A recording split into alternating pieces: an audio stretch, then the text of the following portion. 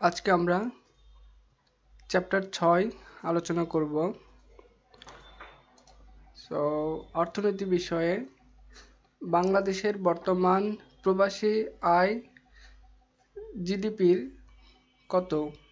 12%। বাংলাদেশের বর্তমান প্রবাসীর আয় জিডিপির কত? 12%। 2019 সালে বাংলাদেশে প্রত্যক্ষ বিনিয়োগের শীর্ষ দেশ হচ্ছে চীন। পোশাক রপ্তানিতে বাংলাদেশ বিশ্বের তৃতীয় স্থানে রয়েছে। 2019-20 সালের বাজেট অনুযায়ী ব্যক্তি করদাতার ক্ষেত্রে করমুক্ত আয় 2.5 লক্ষ টাকা, 2.5 লক্ষ টাকা। বাংলাদেশের সপ্তম পঞ্চবার্ষিকী পরিকল্পনার মেয়াদ 2016 থেকে 2020 সাল পর্যন্ত। নীল অর্থনীতি মূলত যার সঙ্গে জড়িত সমুদ্রের সাথে জড়িত। 2018 সালে বাংলাদেশের যে খাতটিতে সর্বোচ্চ বৈদেশিক বিনিয়োগ এসেছে তা হচ্ছে বিদ্যুৎ। বর্তমান অর্থবছরে সরকারের প্রবৃদ্ধির হার 8% বলে অনুমান করছে।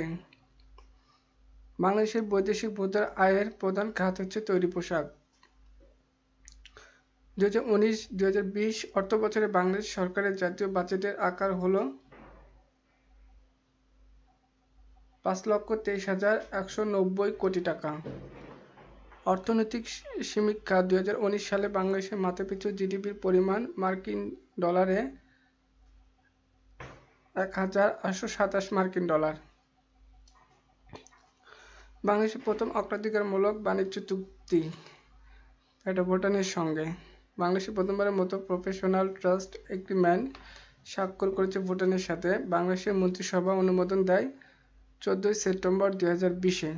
দক্ষিণ এশিয়ার আঞ্চলিক সহযোগিতার লক্ষ্য সার্কভুক্ত দেশগুলোতে 1993 সালে দক্ষিণ এশিয়া অগ্রাধিকার বাণিজ্য চুক্তি করেছিল, যা 2004 সালে দক্ষিণ এশিয়া মুক্ত বাণিজ্য চুক্তিতে পরিণত হয়। তথ্য প্রবাহ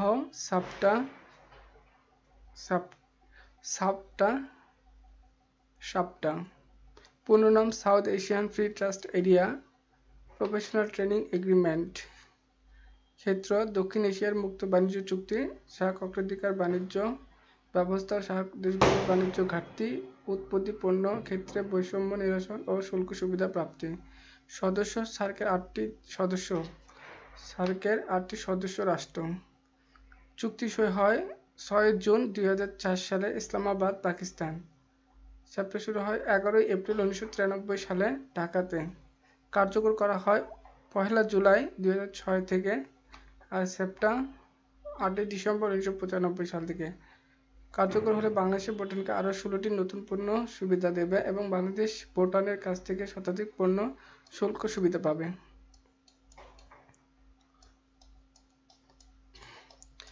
চ্যাপ্টার 7 রিপোর্ট সমীক্ষা। বাংলাদেশে বেশি পাট উৎপন্ন হয় ফরিদপুর জেলায়। জনসংখ্যার দিক থেকে বাংলাদেশের অবস্থান অষ্টম। 2019 সালে নিরাপদ নগরী সূচকে শ্রেষ্ঠ নগরী জাপান।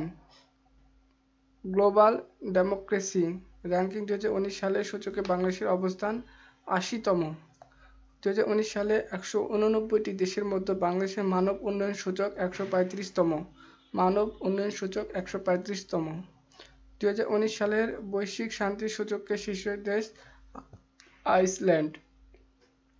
2017-18 অর্থ বছরে রপ্তানি আয় 41 বিলিয়ন মার্কিন ডলার। 2017-18 অর্থ বছরে রপ্তানি আয় 41 বিলিয়ন মার্কিন ডলার। 2018 সালে বাংলাদেশের জিডিপি খাতে শিল্পের অবদান 33.66%। 2018-19 অর্থ বছরে রপ্তানি প্রণোদনা রাখা হয়েছে 4,000 কোটি টাকা। ইনক্লুসিভ ডেভেলপমেন্ট ইন্ডেক্স 2018-তে দক্ষিণ এশিয়ার বাংলাদেশের অবস্থান দ্বিতীয়তম, প্রথম নেপাল। বর্তমান বিশ্বের সর্বোচ্চ প্রাকৃতিক রাবার উৎপাদনকারী দেশ হচ্ছে থাইল্যান্ড।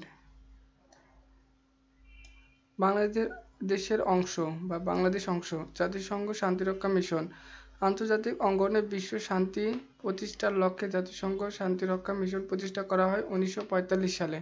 শান্তিরক্ষা মিশন প্রতিষ্ঠা করা হয় 1945 সালে। জাতিসংঘের প্রথম শান্তিরক্ষা mission United Nation truce supervision organisation. আরব ইসরায়েল যুদ্ধের প্রেক্ষাপটে 29 মে 1948 সালে এটি প্রেরণ করা হয়। 1948 সালে এটি প্রেরণ করা হয়। সদর দপ্তর গভর্নমেন্ট হাউস, জেরুজালেম। শান্তিরক্ষীদের পোশাক হালকা নীল রঙের শিরস্ত্রাণ।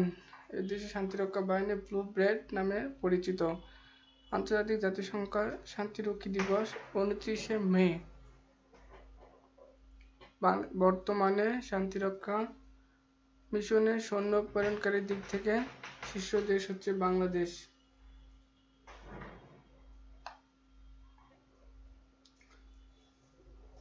সবচেয়ে বেশি সৈন্য রয়েছে যে মিশনে,